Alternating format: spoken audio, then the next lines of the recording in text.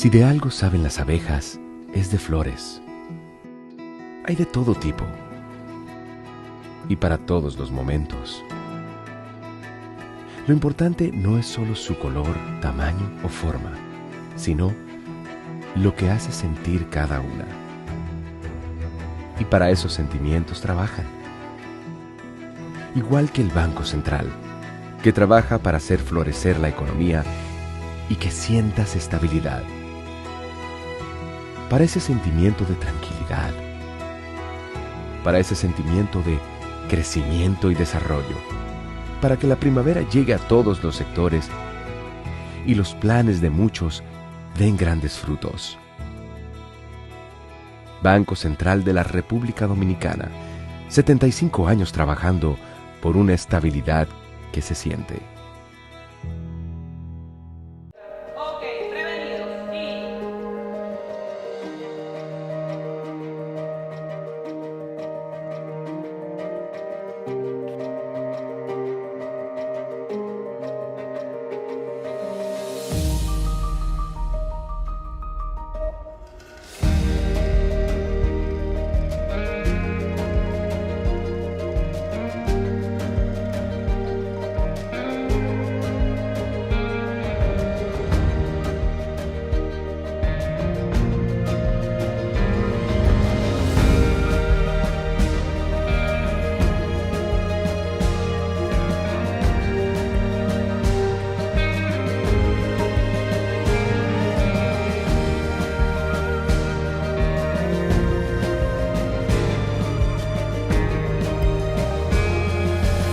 Banreservas, el banco de todos los dominicanos.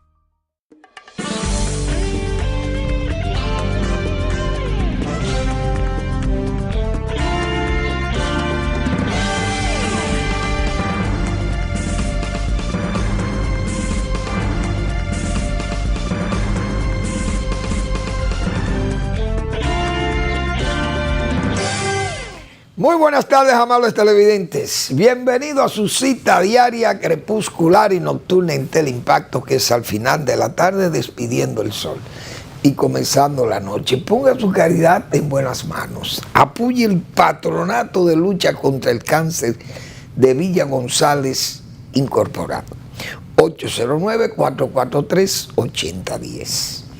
El Hogar Escuela Santo Domingo Sabio, también otra institución de servicio a los jóvenes que están en alto riesgo, jóvenes sin oficio y sin beneficio.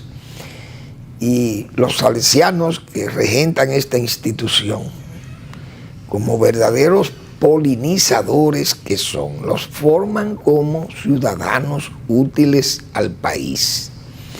Ese es el fin único de esa institución, hacer jóvenes buenos ciudadanos útiles para la República Dominicana. Avenida Independencia, casi aquí en Avenida General Gregorio Luperón, en Santo Domingo. Muy bien. Bueno, le vamos a dar inicio al programa con cómo anda el mundo económico, ¿verdad? Como siempre tratamos nosotros esos temas aquí, no porque seamos economistas o estudiosos de esa ciencia tan respetable de la economía, pero uno opina de esas circunstancias que terminan siendo decisiones económicas, pero que intervienen en la política, indiscutiblemente. El Fondo Monetario Internacional, o mejor dicho, esos organismos de Occidente que regulan las relaciones económicas, monetarias, financieras y hasta fiscales, porque fijan también sus pareceres. Esas instituciones tienen un peso específico muy fuerte, geopolítica y como económica, y como todo lo hemos señalado. Como banca de desarrollo, y las decisiones que se toman en esos centros de poder se reflejan para todos estos países miembros. El Fondo Monetario y el Banco Mundial, que son las dos instituciones financieras más importantes de Occidente, anualmente hacen una reunión en Washington, porque ese es el centro de las decisiones del globo. Duélale a quien le duela y pésele a quien le pese. Aún los BRICS, pero vamos a hablar más luego. Entonces, esta reunión anual, el fondo pasa balance, como se dice, de toda la situación de los países, porque son países deudores, todos, la mayoría son deudores del fondo. Y usted, cuando usted presta su cuarto, el prestamista siempre quiere saber cómo anda usted. Y si usted se ha puesto de sabroso a gastar los cuartos, por ejemplo, o hacerse el gracioso y está regalando lo que es dinero del desarrollo y usted lo despilfarra. Y esos gobiernos despilfarradores no caen bien en esos organismos que regulan los sistemas económicos del mundo, porque es en el mundo que influyen. Entonces, en esa reunión anual está presente el señor gobernador del Banco Central, don Héctor Valdés Alviso, que siempre va como invitado a esas reuniones. Valdés hace una exposición allí, me imagino que tienen un tiempo cada quien de los gobernadores que van de todo el mundo, va gente allí. Y hace una recopilación de todo el comportamiento del año, de la economía, el crecimiento. Valdés ha hecho su exposición allí, prevé un 5.1% de crecimiento para terminar el 2024. Ya en su discurso de aniversario del Banco Central, el gobernador trazó algunas pauta de cómo va a ser las cosas para el 2025, que también espera un crecimiento de un 5%. Entonces, el banco cumple con los requisitos que pone el Fondo Monetario Internacional. Tiene unas divisas que superan ampliamente lo que demanda el fondo.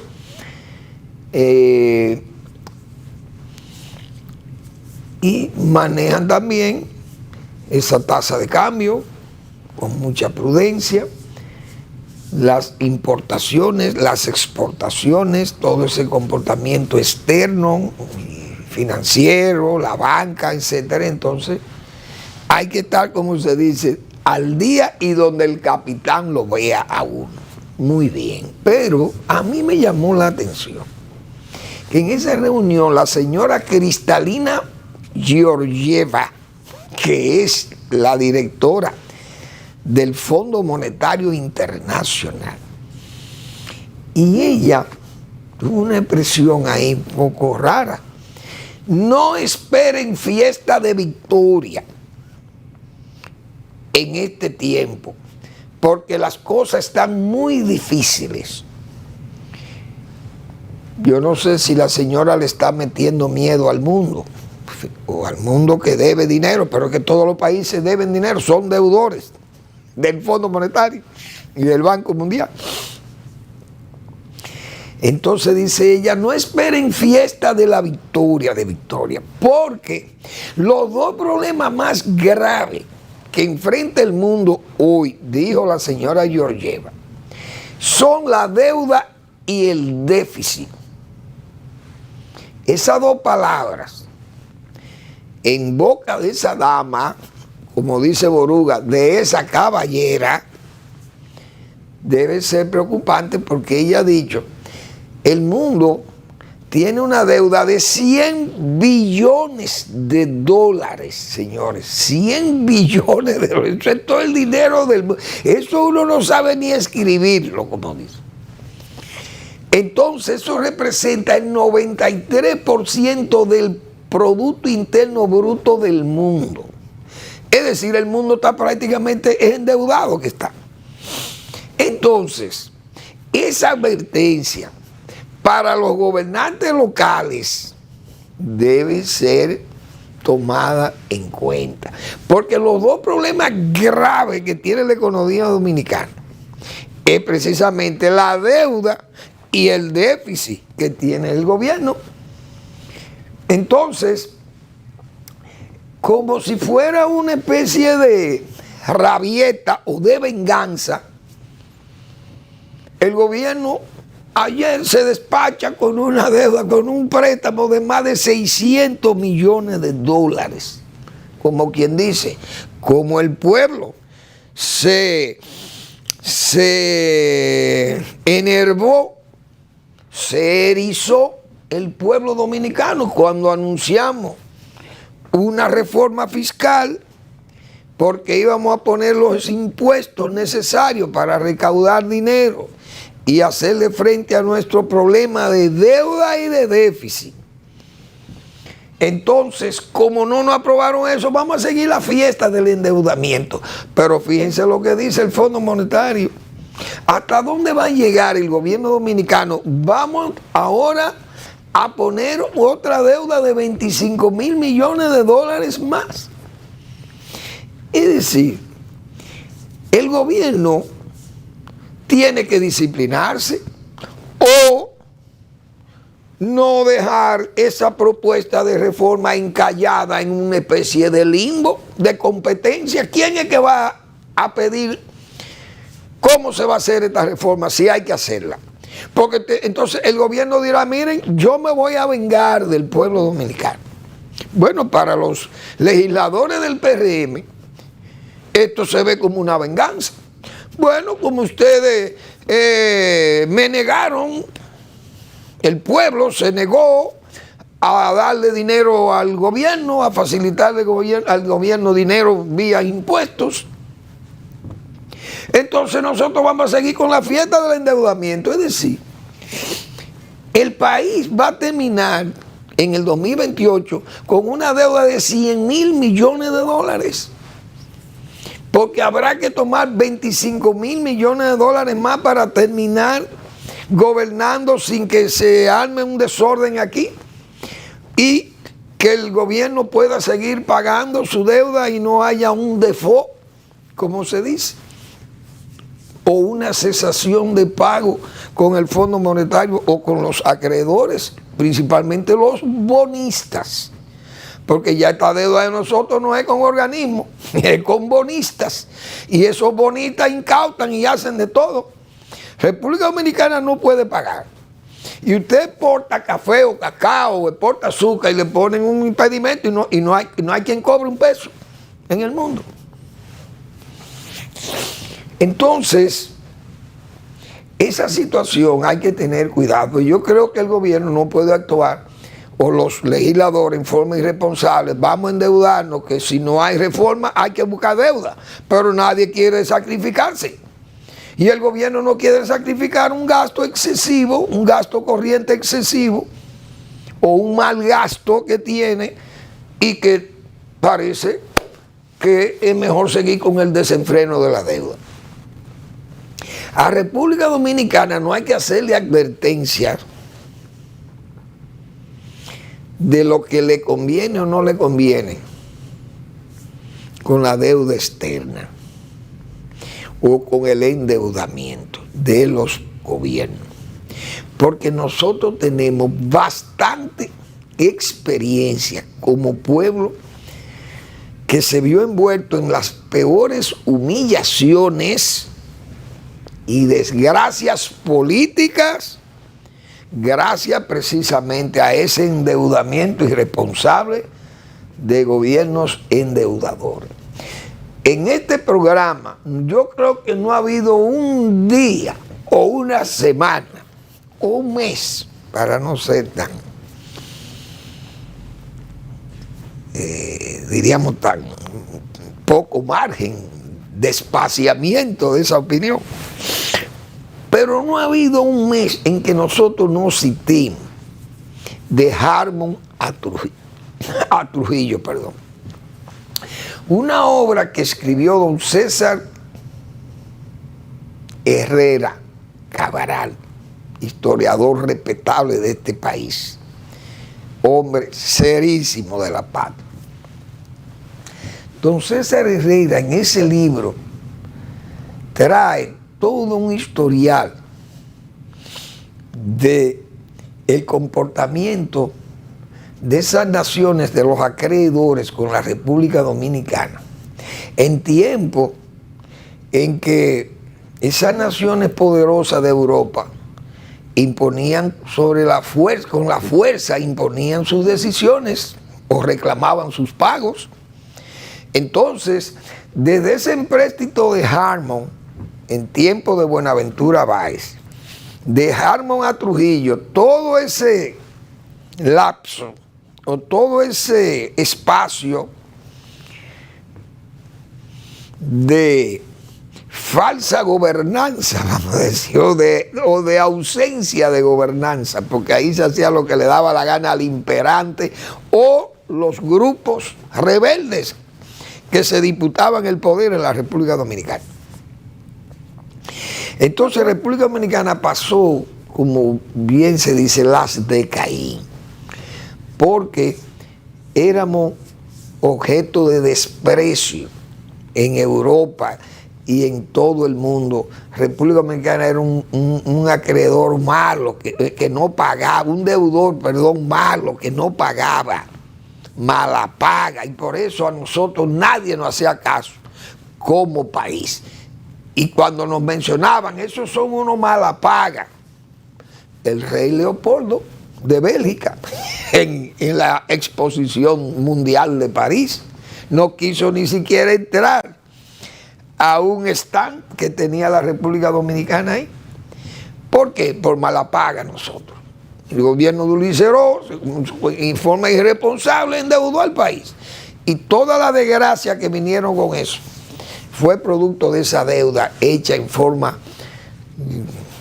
irresponsable. Entonces, República Dominicana no hay que advertirle lo que es una humillación por deuda. Aquí hemos nosotros dicho, por ejemplo, ese caso, Cuba fue un país que se endeudó, bueno, tenía una deuda en Europa de más de 28 mil millones de dólares. Pero la deuda con la Unión Soviética, eso era inalcanzable. Eso no se podía ni pronunciar. Ese país, ¿qué ha hecho? De limosna, pidiendo que le condonen deuda. Europa ha tenido que condonarle la deuda a un gobierno comunista que siempre ha estado afiliado a los peores intereses que conspiran contra Europa misma. Una hipocresía increíble de ambos lados.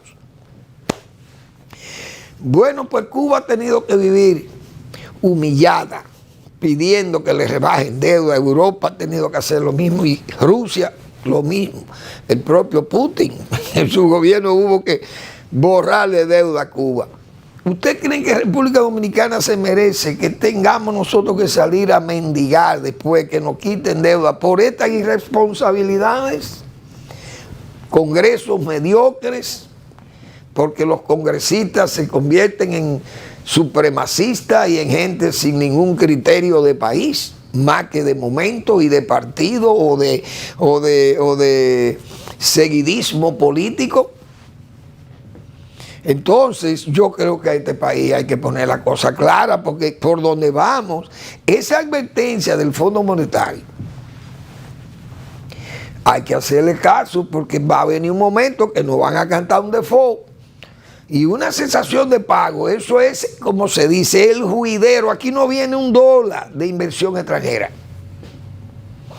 Entonces comienza la gente a hablar mal de República Dominicana y perdemos nosotros categoría de país en desarrollo, de país creíble, de un país que tiene vocación de salir adelante, pero nos convertimos entonces en un país problema. O no vemos lo que hay en un vecino ahí que nosotros tenemos, que es un territorio desgobernado ya, Haití, que ya perdió la categoría de país, de república, de estado y de todo eso. Entonces yo creo que tenemos que ser más cuidadosos, porque va a haber problemas, yo pienso, con ese asunto de esa deuda. El país no va a soportar eso. Bueno, coincidente con esa reunión del Fondo Monetario, están los BRICS, que ayer comenzamos a hablar de los BRICS. Los BRICS es ese grupo heterogéneo, un grupo variopinto, desde distintos puntos de vista, porque es un grupo de países, que primero el nombre de BRICS, señores, fue una agencia, un banco norteamericano que se inventó el nombre, ya por ahí comienza. Goldman Sachs fue que se inventó el nombre de BRICS, que le llamó así a esos inicios de reuniones de Rusia, China, luego Brasil, y así se fueron uniendo, y India, y luego Sudáfrica, y entonces a esa asociación Goldman Sachs, un banco norteamericano de Wall Street, le llamó BRICS, y así se le ha quedado el nombre. Entonces este es un grupo de países que están luchando por cambiar el orden económico que impera hoy en el mundo, basado en que en el dólar de Norteamérica. Entonces, todos estos aparatajes de estos países reunidos con un paria, con un presidente paria, señores, porque eso es una vergüenza, ir a Kazán, a Rusia, a 700 kilómetros de Moscú, porque no se atreven a hacerle en Moscú, porque no le vaya a caer un dron de Ucrania. 700 kilómetros de Moscú está la ciudad de Kazán. Pero ¿qué es lo que hay ahí? Yo digo lo siguiente: uno no puede poner en duda ni ponerle, cuestionar la riqueza que puedan tener esos países, principalmente China, la riqueza que tiene Rusia, riqueza geográfica. La India, son países muy grandes, Brasil enorme también, y Sudáfrica es un país que también tiene algunos avances. Indiscutiblemente que tienen alguna fortaleza económica, principalmente China e India, que sigue siendo una... Pero todavía al lado de Occidente, aún usted le suma esa riqueza de ellos. Esos son países, con excepción de nadie, porque todos tienen desarrollo urbano, pero tienen mucho subdesarrollo rural. China, India y todo, y Brasil peor, y Rusia. Porque Rusia usted le ve a Moscú y las principales ciudades, pero usted entra al Moscú, como es, a la Rusia profunda. Y ahí hay mucha gente pobre y muchas dificultades y muchas debilidades. Vamos a seguir con el tema, pero vamos a una breve pausa.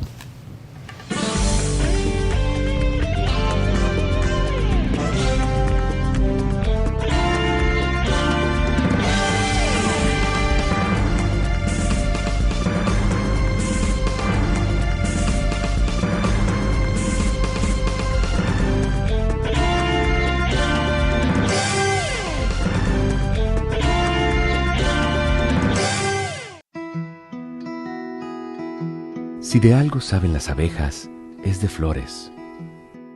Hay de todo tipo y para todos los momentos.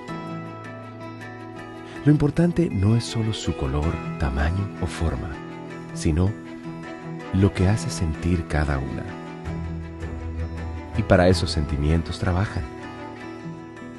Igual que el Banco Central, que trabaja para hacer florecer la economía y que sientas estabilidad.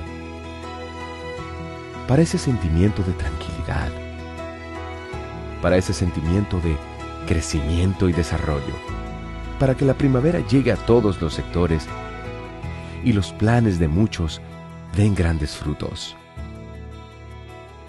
Banco Central de la República Dominicana, 75 años trabajando por una estabilidad que se siente.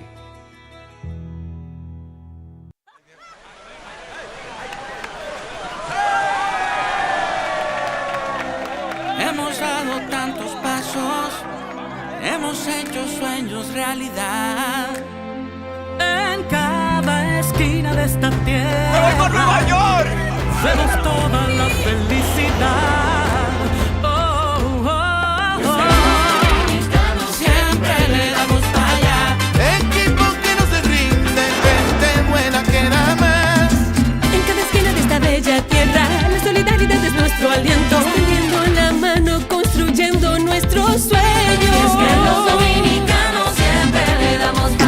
Banreservas ponemos el corazón en el crecimiento de nuestra gente, comprometidos en todo momento y ocasión en ser el banco de todos los dominicanos.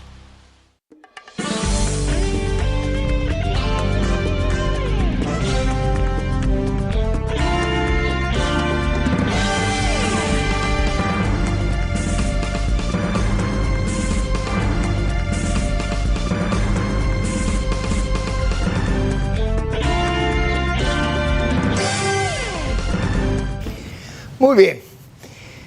Los BRICS, seguimos con los BRICS.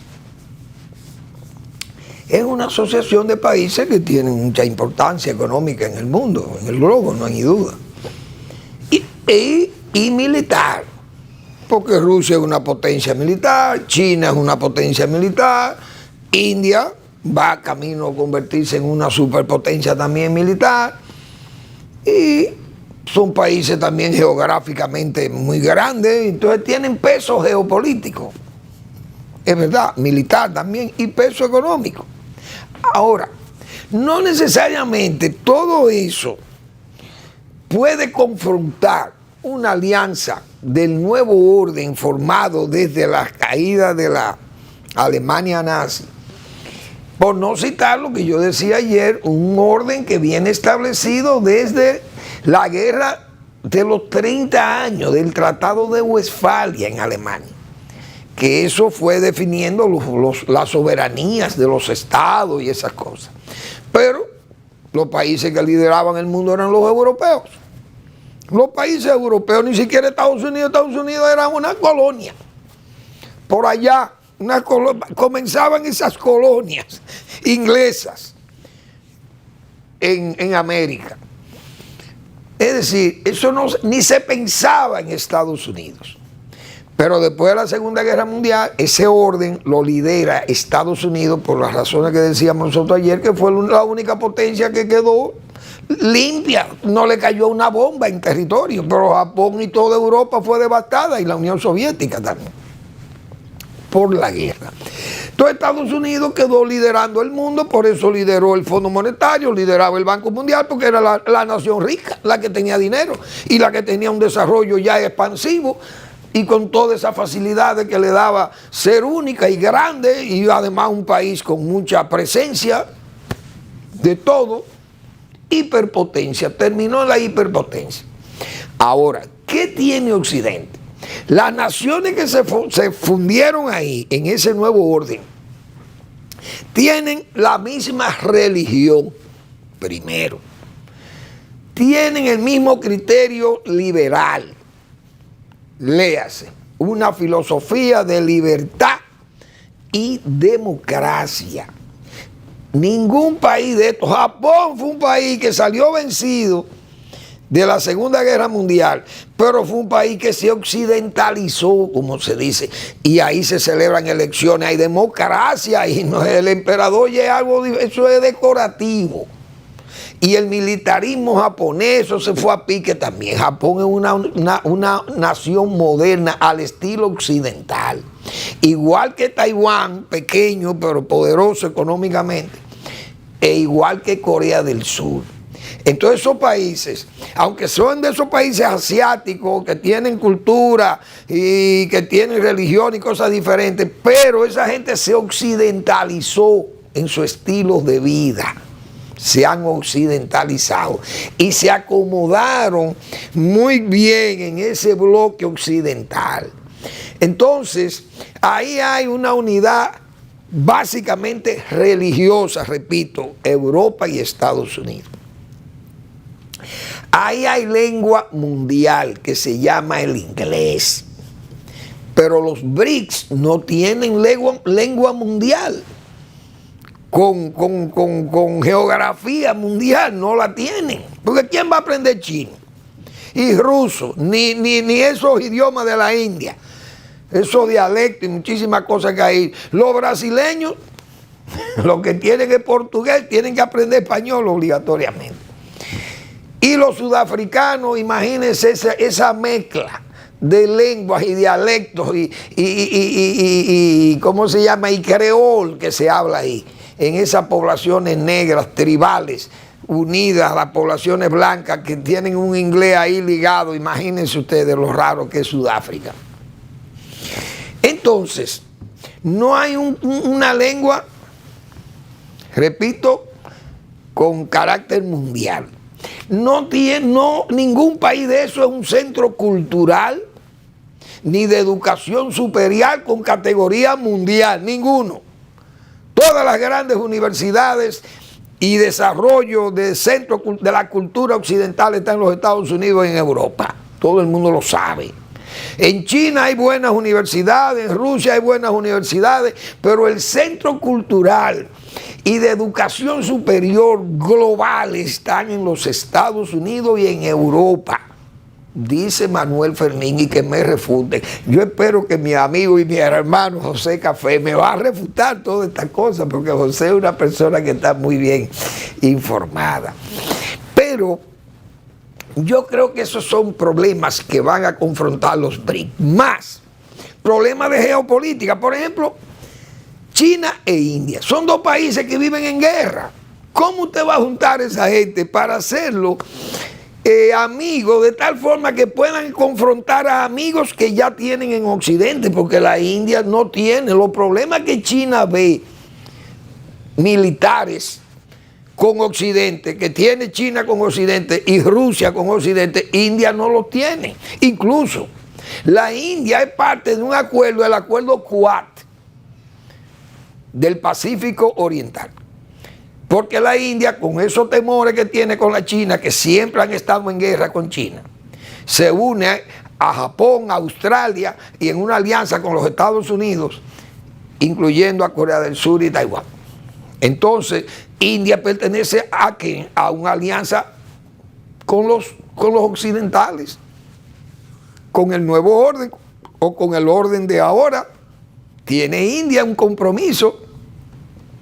Incluso hasta Brasil tiene acuerdos de las Américas, del Río, acuerdos de Río y una serie de compromisos militares, porque eso es porque está el señor Lula, que es un izquierdista loco ahí que hay en Brasil, pero mañana se va Lula de ahí, cambia el gobierno y retiran a Brasil, como hizo Milei con Argentina. Mira, a mí no me interesa estar en los BRICS, porque saben que son sitios de conflicto con Occidente, que no convienen. Entonces, los BRICS, ¿qué otro problema tienen? Un país como Egipto. Egipto quiere formar parte de los BRICS, pero Egipto es un país, primero, gobernado por Abdel Fattah al-Sisi, Sisi emperador, porque son países que son autoritarios. Eso lo define al BRICS, que son autoritarios y no son liberales. Y entonces, lo que hay es una lucha entre democracia y autoritarismo, o mejor dicho, dictadores, genocidas que llegan al genocidio. Como Rusia, invadiendo países que no tienen ellos que irlo a dominar, porque usted no puede, China no puede invadir a Rusia. Ni China puede invadir a la India, porque esas cosas, eso no se puede. Pero Rusia puede invadir a Ucrania. No es verdad que eso lo van a tolerar. Entonces, el enfoque liberal que tiene Occidente no es el enfoque que tienen esta gente, es un enfoque autoritario. Y la libertad económica es controlada en Rusia y en China. Y en India también. Y más las castas en India. O sea, son países muy difíciles de usted comprenderlo. Emiratos Árabes Unidos quiere formar parte de los BRICS y fue invitado. Pero ahí hay una base norteamericana. Y entonces, Emiratos Árabes Unidos tiene una base norteamericana. Y esos son compromisos militares con el orden de Occidente. Igualmente Egipto. Egipto recibe 4 o 5 mil millones de dólares. El ejército de Egipto recibe de los Estados Unidos una ayuda, un regalo, producto de aquellos acuerdos de paz de Camp David. Creo que fueron de Camp David, no recuerdo. Fueron los de... En el acuerdo firmado de Yitzhak Rabin y Yasser Arafat, con el presidente Bill Clinton.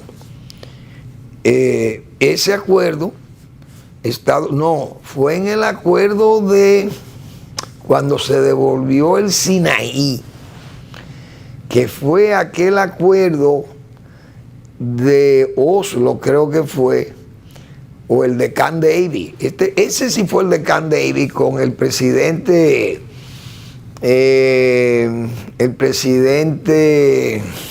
Jimmy Carter.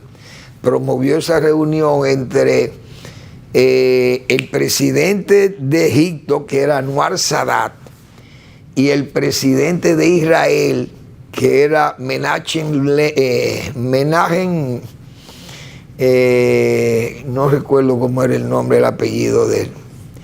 Menachem, no me acuerdo. Fue el primer ministro de Israel, que firmaron la paz en Washington, en Camp David, creo que fue ese acuerdo de Camp David con Jimmy Carter. Y entonces Estados Unidos se comprometió a ayudar a Egipto. Y el gobierno de los Estados Unidos aporta más de $4,000 millones a Egipto. Entonces, ¿cómo Egipto va a formar parte de una alianza que la controla un paria, un presidente paria como es el señor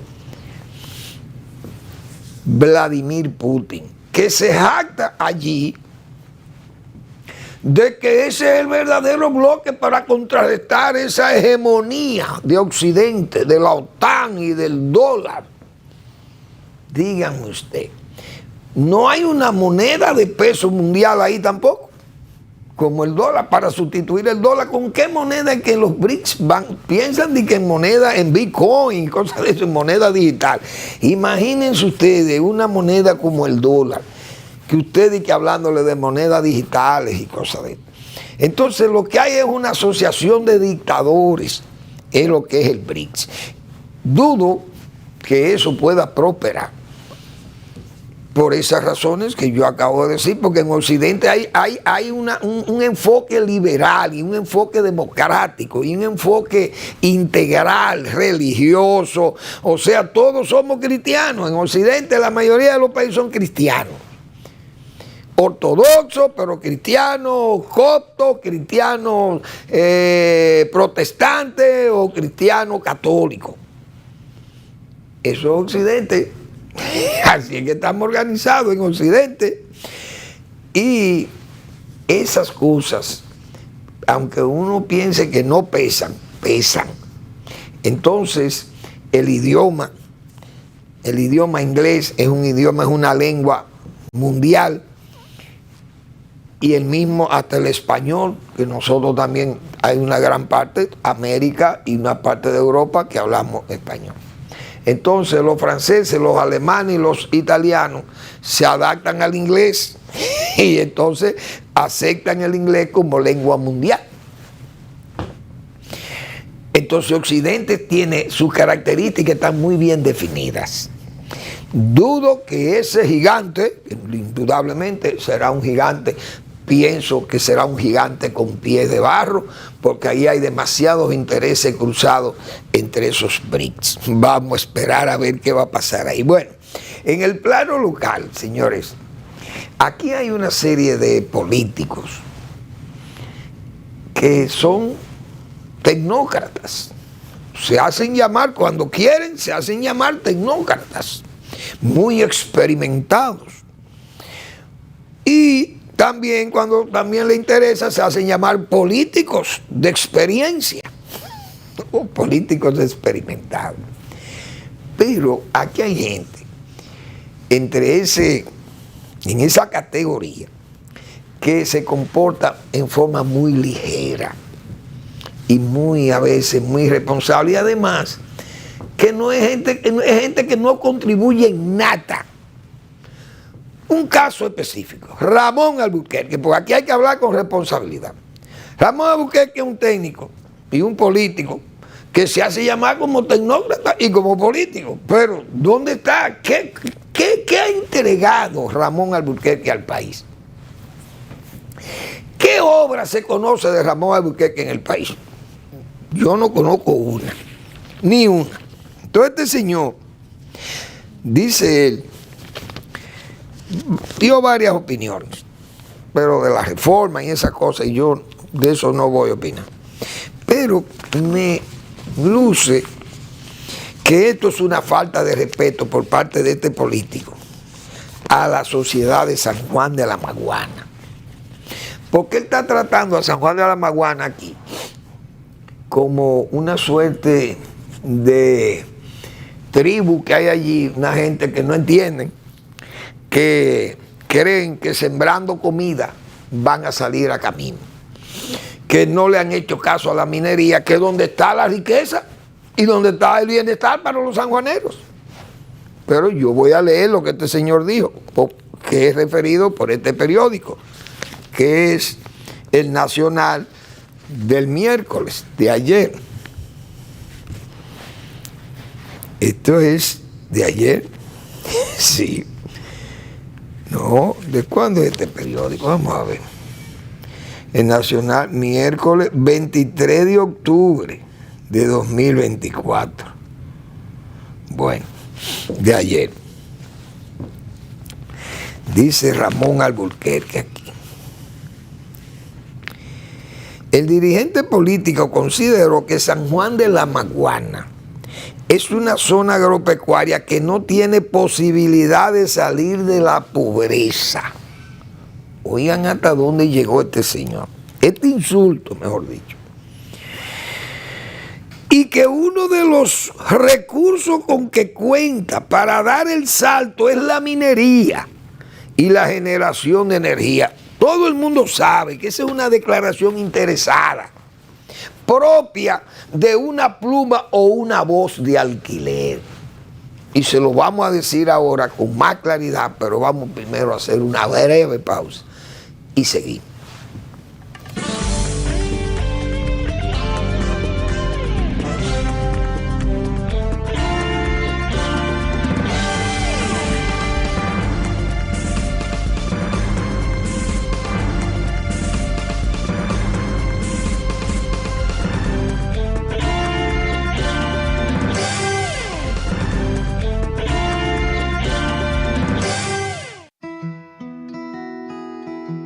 Si de algo saben las abejas, es de flores. Hay de todo tipo y para todos los momentos. Lo importante no es solo su color, tamaño o forma, sino lo que hace sentir cada una. Y para esos sentimientos trabajan. Igual que el Banco Central, que trabaja para hacer florecer la economía y que sientas estabilidad. Para ese sentimiento de tranquilidad, para ese sentimiento de crecimiento y desarrollo, para que la primavera llegue a todos los sectores y los planes de muchos den grandes frutos. Banco Central de la República Dominicana, 75 años trabajando por una estabilidad que se siente.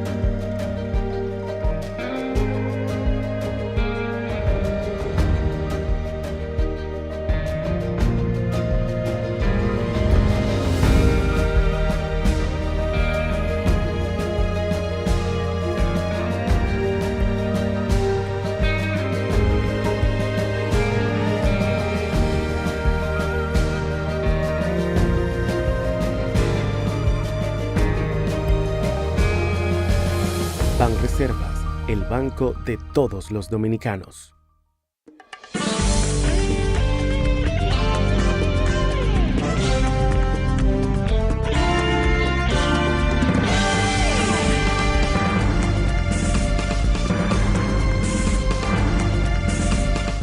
Bien, para seguir en el tema de San Juan de la Maguana, esa opinión de Ramón Albuquerque, repito, una falta de respeto a San Juan de la Maguana. No tiene posibilidad de desarrollo, no tiene posibilidad de salir de la pobreza. Porque con agricultura no se puede salir de la pobreza. Con que se sale de la pobreza con minería. Esa es la tesis de este caballero, de este Sascandí, diría don Carlos Rafael Goico Morales. Porque es que un hombre, como hemos dicho, ligero, que va de un lado para otro, llevando y trayendo ideas que son ideas locas. ¿Cuál ha sido el aporte para solucionar un problema en República Dominicana de Ramón Albuquerque? En todas las funciones públicas que ha desempeñado. ¿Cuál ha sido el resultado de su gestión? ¿Lo conoce alguien? Su tesis queda derrotada en Cotuí, porque Cotuí se ha desarrollado por tener la mina de oro más grande del mundo, probablemente. Se ha desarrollado Cotuí con la minería. Bonao se ha desarrollado con la minería de Falcon Bridge, que ahí andan el moquero, como se dice, anda en Bonao, porque no pagan ni siquiera las nóminas. El caso de Pedernales. ¿Pedernales acaso es rico? ¿Fue rica con la Alcoa? ¿La dejó rica la minería o le dejó allí aquellas huellas lunares típicas de Marte o de la Luna, aquellos cráteres, verdaderas cavernas, verdaderas calicatas dejadas por la Alcoa? Y que hoy Pedernales, si puede revivir, será por el turismo. Y si no se han muerto de hambre, es porque todavía se siembra algo en las Mercedes, en Aguas Negras, o en la Altagracia, o en Mencía, o en los Olivares. O porque llevó el agua a la feracísima tierra de Oviedo, le llevó el agua a un gobierno que prometió en 1966, prometió hacer el canal Nizaíto, y se hizo el canal Nizaíto. Pero eso eran gobiernos de verdad, formados por hombres de trabajo y hombres de resultados, no estos burócratas que lo que han vivido es hablando y diciendo cosas, pero no han trabajado nunca en su vida, no han hecho nada. El caso de Ramón Albuquerque, lo digo responsablemente. Y lo digo porque eso es insultar a una población como San Juan de la Maguana, que tiene una agricultura que siempre ha trabajado, pero sus gobiernos han gobernado este país. ¿Y qué le han dejado a San Juan de la Maguana? El gobierno, el partido en lo que ha militado el señor Ramón Albuquerque, ¿qué le ha dejado a San Juan? ¿Acaso hizo las carreteras de San Juan? ¿Hicieron el canal de Gínova? ¿Hicieron el canal José Joaquín Puello? ¿Construyeron la presa de Sabaneta? ¿Construyeron la presa de Sabanayegua? ¿Qué más han construido en San Juan de la Maguana? Hicieron una reforma agraria en San Juan de la Maguana con los terrenos que fueron adquiridos por la construcción de esos canales de riego, por el asunto de la cuota parte, la ley de cuota parte. ¿Dónde están los trabajos de ese gobierno? Las plantas de silos de INEPREC la hicieron sus gobiernos. ¿Qué han hecho en San Juan de la Maguana? Entonces hagan el trabajo, vayan, llévenle planes a San Juan de la Maguana, llévenle 5 millones de metros cuadrados de invernaderos, llévenle a San Juan de la Maguana un aeropuerto o un aerodromo, por lo menos, o llévenle a San Juan un plan de reconversión productiva, o llévenle a San Juan un plan de mejoramiento de la racionalización del uso del agua de riego. ¿Dónde están los planes de los gobiernos de Ramón Albuquerque para que San Juan de la Maguana pueda salir de la pobreza? Lo poco que se ha hecho tuvieron que hacerlo los dictadores, como para ellos el dictador Trujillo y el neotrujillista o el neodictador al estilo trujillista de Joaquín Balaguer. ¿Quién más ha hecho allá en San Juan? ¿Qué han hecho? Pregunta Manuel Fermín, para que los sanjuaneros puedan salir de la pobreza. Pero tienen una agricultura allí detenida, prácticamente paralizada, porque ¿dónde están los recursos? Si Balaguer no hace la presa y hace el canal, ya que José Joaquín Puello, San Juan estuviera en el siglo XIV, o tuviera Caonabo todavía por ahí, Anacaona, buscando la vida a ver si le puede sacar de los apuros, estuvieran en tiempo de los indígenas. Entonces, ¿de qué es que estamos hablando? ¿Quién hizo los canales de Macasías? Allá abajo, allá en las matas de Farfán, ¿quién trabajó ahí? ¿Quién hizo la carretera Hondo Valle?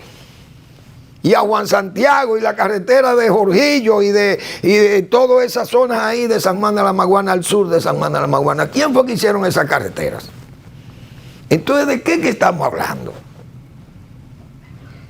Yo creo que eso es una falta de respeto a San Juan de la Maguana, esa actitud de decirle que San Juan no va a salir de la pobreza sembrando habichuelas o sembrando cultivos, sembrando comida, que si no se va a la minería. Pero usted ve la falta de respeto, o sea, en esta forma interesada que se quiere hacer ver que San Juan de la Maguana no va a prosperar si no operan la mina del Romero. Pero repito, ¿dónde está la prosperidad de Bonao?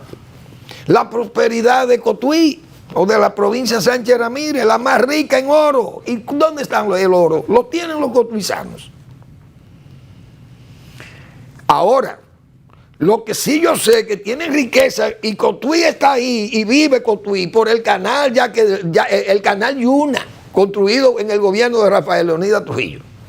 Por encima de todas sus diabluras, tengo que admitir que él fue el que mandó a hacer ese canal. Y ese canal irriga cientos de miles de tareas de tierra, producto del desvío que se le hizo y la obra de toma que se hizo en el río Yuna. Y recuerdo la memoria de Alejandro Luna Pereira, el ingeniero Alejandro Luna Pereira, porque eran ingenieros de verdad, y un dominicano de pura cepa, Alejo, y construyó ese canal, construyó esa presa derivadora ahí en el Yuna, y le hizo ese canal a la provincia, y eso es lo que le ha dado riqueza a la gente, a los cotuizanos. O es la mina de oro, que lo que han dejado son esas calicatas ahí, y las lomas depredadas. Bonao. ¿De qué que me vienen a hablar estos burócratas? Queriendo ofender, pero ofende quien puede, no quien quiere. Enrostrarle a un pueblo como San Juan de la Maguana, una gente que de las 5 de la mañana usted oye los tractores, el murmullo en la ciudad de San Juan de la Maguana, porque los agricultores viven en el pueblo, pero son gente que salen a las 5 de la mañana a trabajar a los campos de San Juan de la Maguana. Para que venga un burócrata de esto a decirle, a quererle enrostrar que si no opera en la mina del Romero, San Juan se morirá de hambre. No pasará de ser una provincia pobre, llena de pobres. Pero ¿y por dónde que andamos? Un burócrata, repito, un zascandil, como diría don Carlos Rafael Goico Morales. Un hombre que, ¿qué es lo que ha hecho Ramón Albuquerque? ¿Qué ha aportado? Un burócrata.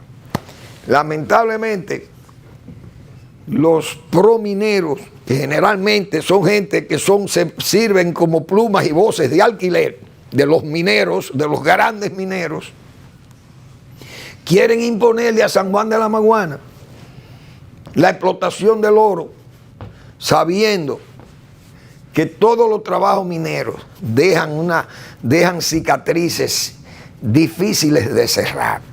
Y eso lo sabe todo el mundo.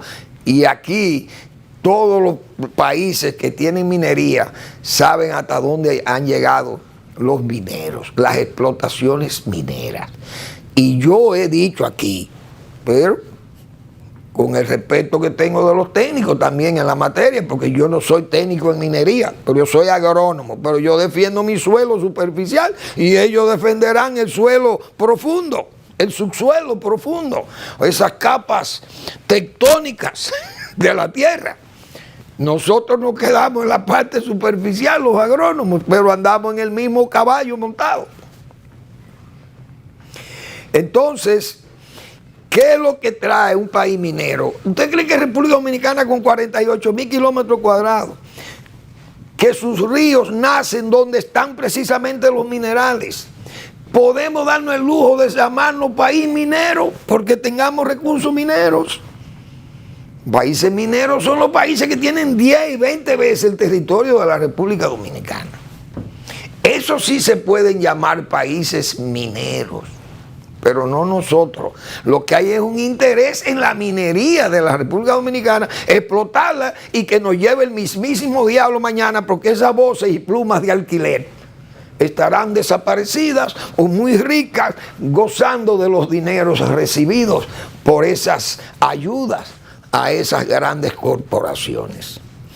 Les invito a que lean el blog La Pregunta del doctor Marino Vinicio Castillo. Se turbó, sorprendido mi ocaso.